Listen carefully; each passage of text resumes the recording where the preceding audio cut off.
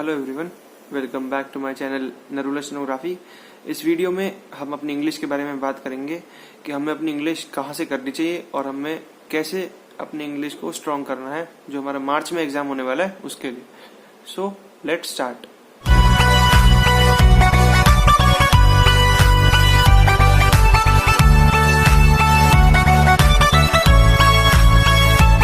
तो जैसा कि मैंने हमेशा से अपना फोकस इंग्लिश पे दिया है, मेरे जितने भी वीडियोस हैं मैंने सब में कहा है कि पहले आप अपनी इंग्लिश कंप्लीट कर लो और बाकी सब्जेक्ट्स को आप बाद में कंप्लीट कर लेना।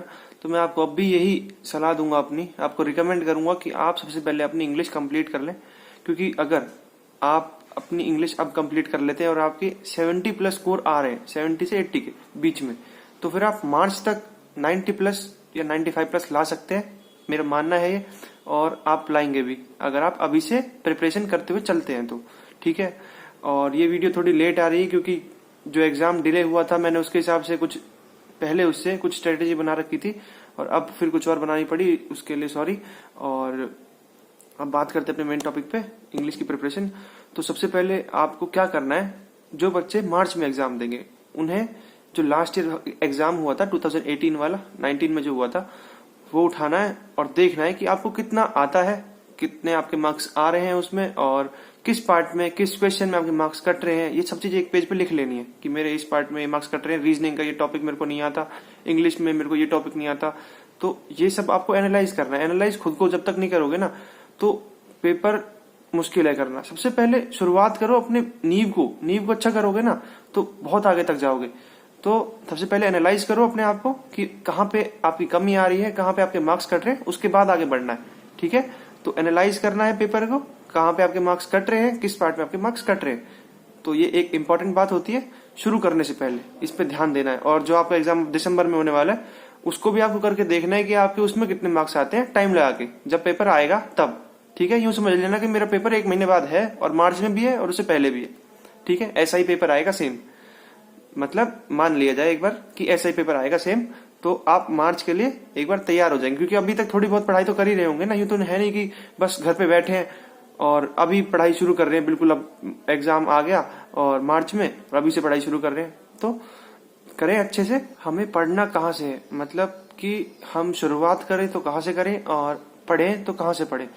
तो सबसे पहले जो मेरी वीडियो आई थी सबसे पहले यूट्यूब पे, डिक्टेशंस तो मैं डाल ही रहा था, उसके बाद में मैंने अपनी एक वीडियो डाली थी एक इंग्लिश के लिए, how to prepare for English and how to qualify in first attempt. तो उसके जैसी ही कुछ वीडियो है ये, तो उसमें से देख लेना अगर आपको कुछ अलग लगे तो। थोड़ा बहुत इसमें भी मैं थोड़ा अलग बताऊंगा, उसमें थोड़ा अलग था, ठीक है। तो सबसे पहले आपको क्या करना है, अपनी इंग्लिश को डिवाइड कर लेना है 3 पार्ट्स में। सबसे पहला वोकैबुलरी, दूसरा इंग्लिश ग्रामर, तीसरा हमारा है इंग्लिश कॉम्प्रीहेंशन। ये 3 पार्ट्स आपको कल से एक शेड्यूल बना लेना कि मेरे को कैसे कैसे करने।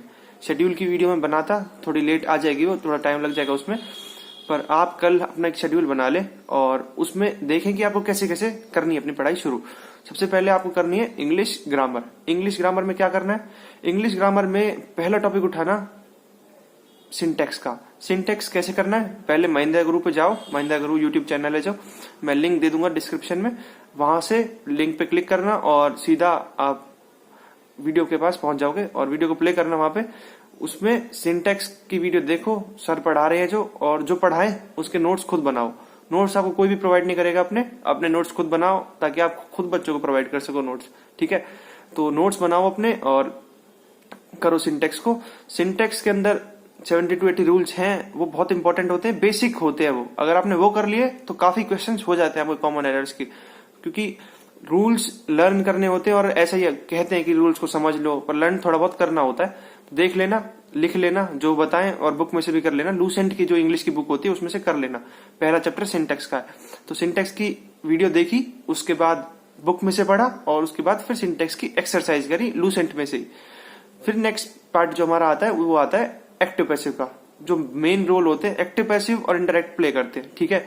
क्योंकि इनकी वेटेज होती है जो 20 मार्क्स की होती है और बहुत इंपॉर्टेंट पार्ट होता है हमारा इंग्लिश का, और सबसे आसान भी ये होता है और सबसे इंपॉर्टेंट भी ये होता है।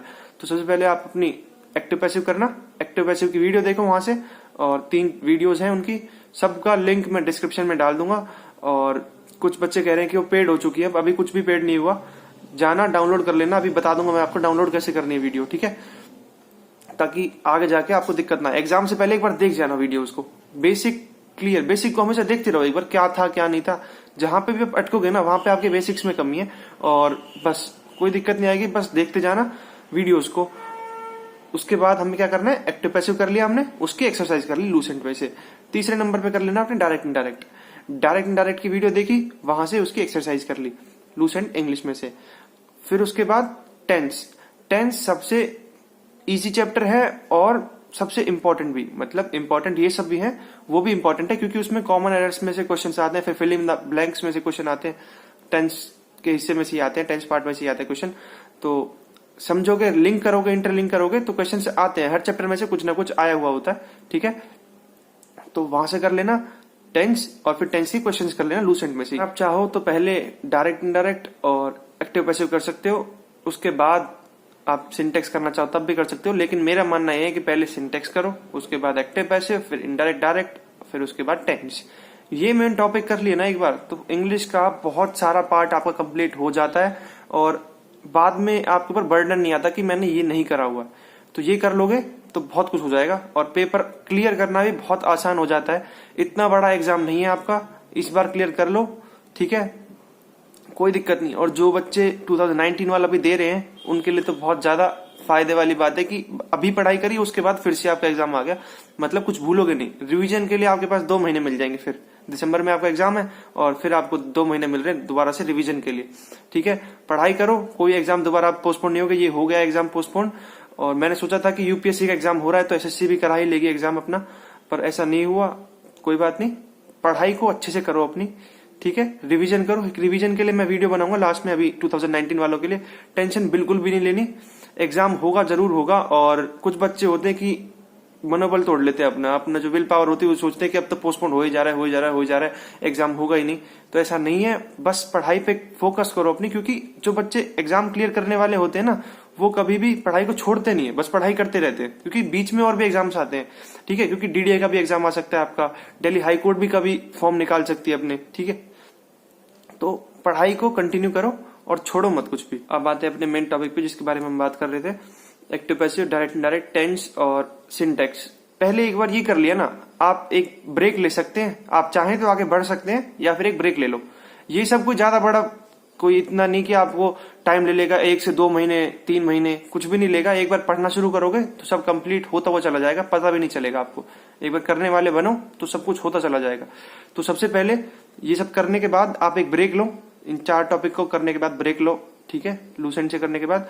और किरण को उठाओ, अपनी किरण इंग्लिश को, उसमें से प्रैक्टिस करनी शुरू करनी है आपने, एक्टिव पैसिव की, फिर इनडायरेक्ट डायरेक्ट की, उसके बाद आपको करनी फिल इन द ब्लैंक्स की प्रैक्टिस।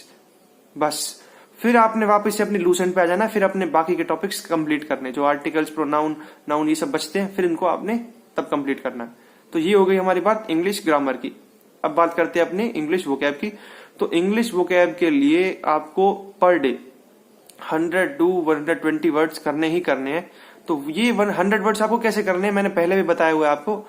सुबह सुबह 20 वर्ड्स न्यूज़पेपर में से निकाला करो, कोई भी न्यूज़पेपर हो, बस निकाला करो और उनका मीनिंग लिख के उन्हें लर्न करना है और रिवाइज जरूर करना है एक बार शाम को, ठीक है। और 20 वर्ड्स ये हो गए हमारे न्यूज़पेपर के। उसके बाद हमने करने 20 इडियम्स एंड फ्रेजेस। उसके बाद तीसरे नंबर पे हमने वर्ड मीनिंग करने हैं 20, और चौथे नंबर पे हमने 20 करने हैं सिनोनिम एंटोनिम, 20 दोनों, ठीक है। तो ऐसे करके हमारे 100 to 120 वर्ड्स हो जाएंगे। आपकी इच्छा है अगर आप ज्यादा करने चाहते हैं और आपकी पहले कंप्लीट हो चुकी है इंग्लिश, क्योंकि बच्चे पहले भी तैयारी कर रहे हैं ना अपनी, आप लर्न करो उसे, संडे को या सैटरडे को रिवाइज जरूर करो। लर्निंग वर्क रिवाइज करना बहुत जरूरी हो जाता है आपके एग्जाम के लिए, ठीक है। तो ये हो गई हमारी 2 चीजों की बात। अब आते तीसरे पे, इंग्लिश कॉम्प्रिहेंशन और हमारा क्लोज टेस्ट। तो अभी से रीडिंग करनी शुरू कर दो। लास्ट में आके आप पूछते हो कि सर क्लोज टेस्ट के लिए क्या करना है। क्लोज टेस्ट के लिए न्यूज़पेपर बेस्ट रहेगा, बिल्कुल, मतलब बांध लो ये बात कि मेरे को न्यूज़पेपर डेली करना ही करना है। और वो जो वोकैब के 20 वर्ड्स हैं वो निकालने।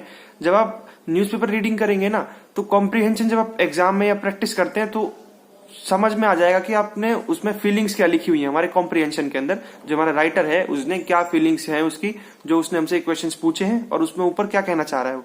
तो न्यूज़पेपर को पढ़ना है और समझना है, और ना मार्क कर देना। जो हार्ड वर्ड्स हैं जो आपको समझ में ना आए उन्हें हिंदी में समझने की कोशिश करना अपने दिमाग के अंदर, ठीक है। और कहानी की तरह पढ़ना सीखना। एक न्यूज़पेपर को जब पढ़ो तो ऐसे पढ़ना कि आपको समझ में आ जाए वो, ताकि जो आपका कॉम्प्रिहेंशन है एग्जाम में वो आपको भी समझ में आ जाए। और कॉम्प्रिहेंशन की प्रैक्टिस डेली करनी है, 2 की करो, 3 की करो, और क्लोज टेस्ट की भी, क्योंकि क्लोज टेस्ट और कॉम्प्रिहेंशन में ही मार्क्स कटते हैं मेन। चाहे वो सीजीएल का बच्चा हो चाहे सीएचएसएल का बच्चा हो, मार्क्स काटता है हमेशा अपने क्लोज टेस्ट में, ठीक है। कॉम्प्रिहेंशन में बच्चे ले आते हैं फुल मार्क्स, पर क्लोज टेस्ट में हमेशा कटते हैं मार्क्स। तो इसको पक्का करते हुए चलो, ताकि जो भी 3 से 4 नंबर कटे वो कॉम्प्रिहेंशन और क्लोज टेस्ट में कटे आपके, बाकी कहीं पे भी ना कटे। बाकी सब में पूरे मार्क्स लाओ आप अपने, ठीक है। अब बात करते हैं कि हमें महिंद्रा गुरु वाली वीडियो डाउनलोड कैसे करनी है। तो सबसे पहले एक शेयर का ऑप्शन आता है, जब आप वीडियो को खोलेंगे तो शेयर का ऑप्शन आएगा, शेयर पे क्लिक करना और कॉपी लिंक करना। वहां पे जैसे व्हाट्सएप, टेलीग्राम सब कुछ आएगा, एक कॉपी लिंक भी आएगा ऑप्शन, कॉपी लिंक पे क्लिक करना और उस लिंक को वापिस आओ गूगल पे डालो savefrom.net और वहां पे एक डैशबोर्ड खुल जाएगा, वहां पे उस लिंक को कॉपी कर देना और वीडियो आपकी डाउनलोड हो जाएगी आपके फोन में। उसके बाद आप चाहे शॉर्ट एंड डिक्टेशन करना चाहो तो उनको भी स्लो स्पीड पे अपने फोन में MX प्लेयर में डाउनलोड करके स्लो स्पीड पे आप चला सकते हो उन्हें, ठीक है। अब बात करते हैं अपनी इंग्लिश से कुछ अलग, जो हमारे एग्जाम के पॉइंट ऑफ व्यू से बहुत इंपॉर्टेंट है।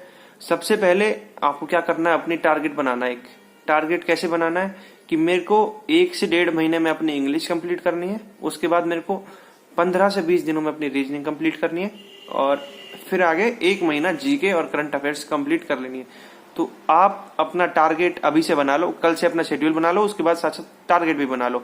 एक बार टारगेट बना लिया और जो आपका एग्जाम दिसंबर में आ रहा है उसको भी अपना एक टारगेट बनाओ। जिन बच्चों का एग्जाम मार्च में, आप मार्च को ना बना के दिसंबर को अपना टारगेट बनाओ, और जब वो एग्जाम हो जाए, क्योंकि 10-15 दिन में आंसर की आ जाती है और क्वेश्चंस आपको तभी के तभी मिल जाएंगे। डाउनलोड कर लेना, मैं प्रोवाइड कर दूंगा, क्योंकि टेलीग्राम पे बहुत सारे बच्चे होते हैं वो अपनी आंसर की प्रोवाइड कर देंगे।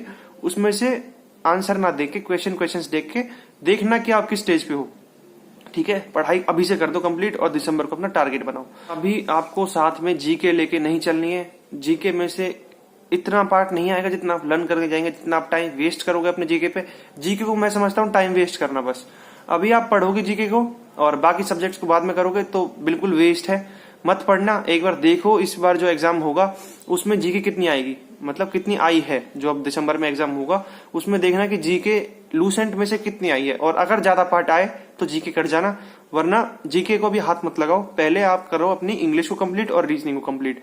मैंने देखा है कुछ बच्चे रीजनिंग में बहुत ज्यादा मिस्टेक्स कर रहे हैं, तो रीजनिंग पे भी फोकस करो अपना। अभी नहीं, पहले इंग्लिश को कर लो, उसके बाद रीजनिंग पे करना, ठीक है। कोई दिक्कत वाली बात नहीं है। और एक अब बात आती है स्टेनो की।